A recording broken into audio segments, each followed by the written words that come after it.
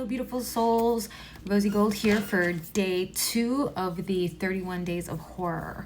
Yesterday, I just went over some intros for those that don't know me, Rosie, and I am a survivor of domestic violence, came from a typical toxic Hispanic household growing up. Like, they would not let me leave without getting married. I had dreams, I had goals, and I was told that I would be a deadbeat under the bridge to think that any of my dreams or goals would work because I need a man to take care of me. I gave in, I got married, and then that's when the violence started. So today I wanted to just kind of like go over the basics of narcissism and the difference between like someone who's narcissistic and someone who just made a mistake and needs to learn, and the difference between like narcissists, socio, and psychopaths. Narcissism, we hear it all the time. It's kind of becoming a word that's I was hoping people would be aware of, but if anything, now it's being too used and abused. For example, if someone disagrees with you and is stubborn in their ways, it does not necessarily mean they are narcissistic. Narcissism is the complete lack of being able to take accountability for their actions, and in that lack of ability to take accountability for their actions, they will turn the tables and twist it around and come at you that the problem is actually you and nothing to do with them. So for example, I'm just gonna bring up this friend that I used to have. She got me good. Like 5 years I was believing in her and seeing her potential, and then I realized little by little that, you know, she was not being able to be accountable for her mistakes, and she would always turn around on me that if I had brought up something that she did and that I didn't like, she would flip it around that it was actually because of my trauma and things that I went through that I am not okay with what she's doing, but if I healed, there's no problem with what she was doing. And I let that thing slide. I let it go. I let it be. And after so many years, it was just piling. And I would find out more and more about her. She would do more and more things I did not agree with, things that were just messed up. And the more that I tried to bring it up, the more it came back on me. So finally, I found out like it was just too much. Like, she crossed the line and pulled the last straw, and I confronted her. I was like, no, I know you're doing this and I know it is wrong and you need to hold yourself accountable. And poof, she disappeared from my life. She blocked me on everything and just went gone. Who knows if she's talking smack about me, but I don't care. But she just unable to, just completely not able to be accountable for anything that she was doing. Any action was valid. Any decision she made should have been made. She's entitled to everything. And how dare you have an issue with it? And it was your issues for having an issue with it in the first place.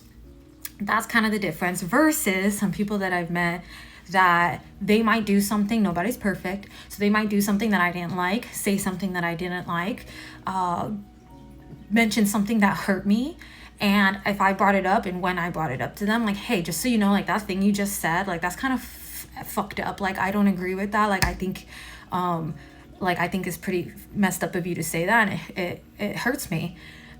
And the difference would be they will check themselves. They may not agree at first, they may not understand at first, but they will take the time that it takes to pause and check themselves and go, okay, let me like try to see where you're coming from. Oh, okay, I understand now. Okay, you know what? You're right.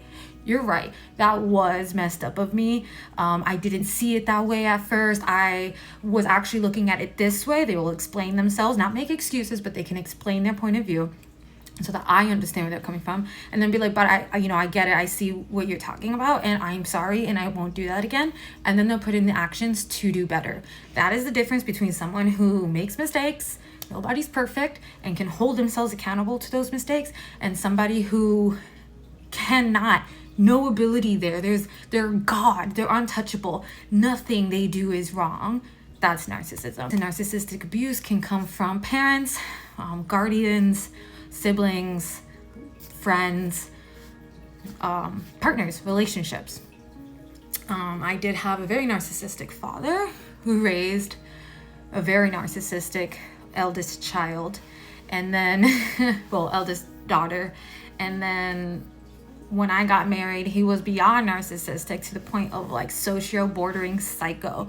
Now, what is narc, socio, psycho? It's honestly a scale, a degree of the lack of empathy they are capable of having. Our narcissist, not very empathetic. You know, if they were empathetic, they would take that time to pause and see where you're coming from, see how your feelings are valid, and they don't. But the level of just how much they lack empathy can be so extreme to the point of, like, for example, Jeffrey Dahmer and serial killers. Like, they have no empathy at all in them whatsoever to do what they do to other humans and then keep doing it. That's when they increase and go to that level of like psychopath. Now, people may say that I just sound like a bitter woman who would accuse her partner or her ex-partner of being sociopathic or psychopathic. But the reason why I would say he was beyond narcissistic to the point of socio and psycho was because there was literally no empathy. The violence was getting worse and worse. The more he saw he can get away with, the more he tried to get away with more and more and more. And the more blood that shed, it did not matter. It was entertaining to him. The more he would try to do. He had confessed to me that when he was a teenager, around 14 years old, him and his buddies in a gang were responsible for taking the life of a woman and her child, her 4-year-old child. Unfortunately, I did not get more information. I did not get location of town, street names, their names, people's names, nothing. So I was not able to do much with that information. I did even try telling his correction officer or whatever they're called, like earlier this year. They don't care. I just sound crazy because without that information, they can't do anything. It's hearsay. But that is his background. He could take someone's life and shrug it off, not care, no concern of his. He made so many threats against my cats, against my parents, against me, to offer us. Didn't mean anything to him. He wanted to see what he can get away with. He was just so unable to show any empathy that it was just entertainment to him. How much pain can I inflict? I say pain like this because I don't even think he processed that it was painful to the people he was targeting. He just wanted to know how much could he get away with. And he's going to keep pushing it and keep pushing it and keep pushing it. I knew very much that if I did not get out and get out soon, at the time that I was getting out, it was leading up to where he was going to get rid of me. And I was going to be done. I was going to be a Jane Doe on the side of the road. He was all of those textbook points and bullet points of sociopath and psychopath. All of the steps to lead your way to have the perfect crime, and no one will really care about the victim because they've already been cut off from family, cut off from resources, just cut off. So who cares? That's where I was. And then that's when I knew, oh, this is now or never. So that's why I would call him a socio-psycho. Yeah. All of these things, whether it's socio, psycho, or narcissistic, are horrible. So just like recapping, narcissism. No, lacking that empathy, no ability to take accountability for their actions. It is everyone's problem but theirs. And socio is just another degree deeper of the lack of empathy. Psychopath, another degree deeper of the lack of empathy. There's none. They couldn't care less. It entertains them. If anything, they'll put a little smile on their face knowing that you are in pain. That is like the tier that it goes through. And all of it is bad, okay? None of it is, one is, if you're a victim of one, it's worse than the other. No, all of it is bad. All of it is unhealthy. None of this is to be used to compare one person's situation to the other. This is just to bring awareness of the situations out there so that you can protect yourself from them. Again, I'm not trying to compare. I'm labeling him that because of the degree that he would go to. And that's my point of view. But am I trying to say that, oh, I went through something so much worse than others? No, because what anyone goes through is a horrific thing. Again, 31 days of horror. We're talking about horrific things here. Narcissistic abuse is horrific. It can come in emotional, mental, financial, and turn physical. So emotional, that's horrific. Like, their targets tend to be emotional people with such high levels of empathy. They're able to be so empathetic, so loving, so caring, to think about the other person's needs over their own even. They are just such loving beings. So to have your emotions, your love, your ability to care for someone used, manipulated, turned around and abused to be a weapon against you is horrific. Okay, so if all of you out there who has been through, witnessed it with someone else in their lives, whatever you feel is 100% valid. However you feel from these situations is 100% valid. The emotions that you feel, valid.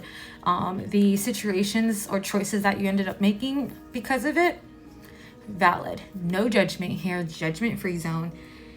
It is horrific to go through these situations, no matter what the textbook can scale it as. Financial, that stuff is dangerous in this world. Money is a tool to barter and trade, and it gets us what we need. So when someone is taking that away from you, controlling that, they are taking away from you the ability to get what you need. They are stepping up to be the only one in control of whether or not you can get what you need. That is horrific. If it is, I did emotional, right? So if it is mental, here we are with the mental health. There's my painting right there. The mental health awareness. The brain is a very complex organ. It's a beautiful, beautiful, yet complex organ. And that brain needs to be taken care of. It needs to be shown and understood, shown empathy, shown love, shown patience, and understood. And when someone is able to read your psychology and use the level that your brain is at to get it to churn on itself, that is so horrific. I can't even not say that enough. That is horrific. So, which is why I advocate as much as I can mental health and the ways to recover. A lot of people are left to believe there's no true recovery for mental illnesses because the system will not bother to talk about that. They're just like, here's a pill, cope for the rest of your life. And I truly believe there's ways to recover, but you have to go back to the basics of your biology. You have to go back to the 5 parts of the brain, your amygdala, your hippocampus, and you have to dive into the neurons and the neurotransmitters, and you have to understand how all of that works, where something is depleted, and what it takes to replete it. In narcs, sociopsychos, there are research out there that shows the brain scans and shows that there are parts of their brain that are dramatically smaller or more shriveled up, lacking brain juices, one may say, that causes that lack of empathy, lack of understanding, versus a high empath might have a certain part of their brain that is more enlarged because they're able to give a crap about someone. And likewise, that is how the understanding of how to use and abuse works, or how to recover works. So for me, when I got away from my ex-partner, I absolutely was stubborn to believe that I was left to be that way because I didn't agree to that. I didn't even want to get married in the first place. So I took that shit very personal to the chest. That how the heck was I supposed to just accept that now I have anxiety, panic, PTSD, night terrors, what? And I'm just supposed to expect that I need to find ways to cope with that for the rest of my dying days? No, thank you. So I dove headfirst into anything and everything I could possibly think of that could make sense of the brain and the possibility to recover, because it just didn't sit right with me. The system acting like, oh, part of your brain might be damaged, so you're fucked. No, because if my bone was broken, it can fix. If my skin got scratched, it can be healed. So how come, or even for example, your liver has issues, you can reverse it. So how come we acting like the brain couldn't be recovered? I dove in, found a whole bunch. Honestly, at the time, I found a whole bunch of information in the sports research area because I had to think what's going to bring people money?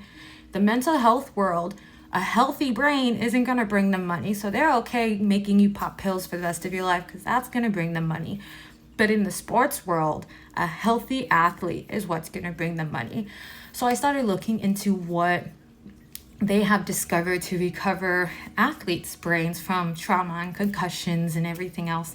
And I found MCT oil, which I do stand behind, but if you're allergic to coconuts, don't take it. It is just like concentrated coconut oil. And what else?